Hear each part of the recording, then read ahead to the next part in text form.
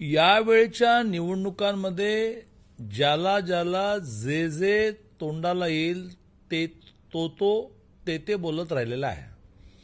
मग आकडेवारी माहिती करून घ्यायची नाही, परिणाम माहिती करून घ्यायचे नाही. काल माननीय उद्धवजींनी विदर्भातल्या एका सभेमध्ये अत्यंत हास्यास्पद आरोप मोदीजींवर केला की अरे शेतकऱ्यांनो, 1 लाखाचं खत जेव्हा तुम्ही वापरता त्यावेळेला 18% जीएसटी म्हणजे 18,000 रुपये तुम्ही सरकारला म्हणजे मोदींना देता, त्यातले 6,000 रुपये ते तुम्हाला शेतकरी सन्मान निधी म्हणून देतात.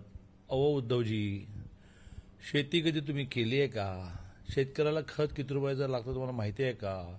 खतावर जीएसटी किती लागतो माहिती आहे का? खतावर जीएसटी 5% लागतो आणि तो डिस्ट्रीब्युटरवरून डायरेक्ट कन्झ्युमर म्हणजे शेतकऱ्यापर्यंत येताना इतका निग्लिजिबल राहतो. समजा 1 लाखाचं खत आहे, 5% लागला 5,000, तर 1 लाखाचं खत घेणारा शेतकऱ्याला शेवटी तो 300, 400, 500 इथपर्यंत खाली येतो. एक आणि सगळ्यात महत्वाचं म्हणजे शेतकरी सन्मान योजनेमध्ये ज्या शेतकऱ्याला वर्षाला 6,000 मिळतात, तो किमान जमीन ज्याची फार कमी जमीन आहे, गरीब आहे, शेतमजूर आहे, त्याला मिळतात. त्याला 1 लाखाचं खत काय घ्यावं लागत नाही. आणि सगळ्यात महत्वाचा मुद्दा की ज्यावेळेला एक पोतं किंवा 45 किलोची एक बॅग ज्या वेळेला शेतकरी घेतो तर त्याला 266 रुपये द्यावे लागतात 45 किलो बॅगला. त्याच्या अगेन्स्ट केंद्र सरकारला कंपनीला अनुदान म्हणून 1,561 रुपये 91 पैसे म्हणजे 6 पट पैसे अनुदान म्हणून द्यावं लागतं.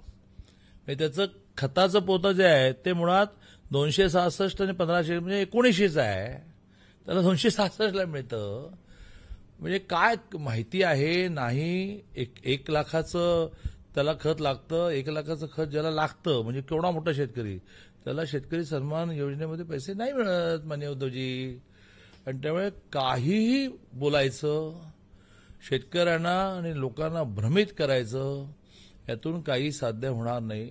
पुन्हा एकदा एका वाक्यात स्टॅटिस्टिक मांडायचं झालं तर रासायनिक खतांवर 5% जीएसटी आहे. त्याचा एंड युजर जो आहे म्हणजे शेतकरी त्याला करत तो 5,000 रुपये 1 लाखाच्या अगेन्स्ट 100 रुपये 200 रुपये 300 रुपये मिळतो. कारण त्याचा बेनिफिट मधल्या सगळ्या माणसांना घेत पुढे जायचं असतं.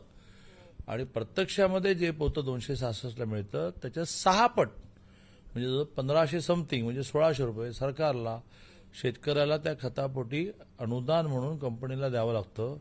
तर माननीय उद्धवजी, तुम्हीच तुमची पंचायत करून घेतली की ह्या निमित्ताने सगळे आकडे शेतकऱ्यांना अरे बापरे, माझं 300 रुपयाचं पोतं 1,800 रुपयाला घ्यावं लागलं असतं का? 1,500 देत आहे का अनुदान सरकार? अरे बापरे, 18% 5% आहे का? आणि मला हार्डली 200, 300, 400 इतका जीएसटी बसतो का? हे त्याला माहिती नव्हतं, ते या निमित्ताने माहिती करून दिलं. जय हिंद, जय महाराष्ट्र.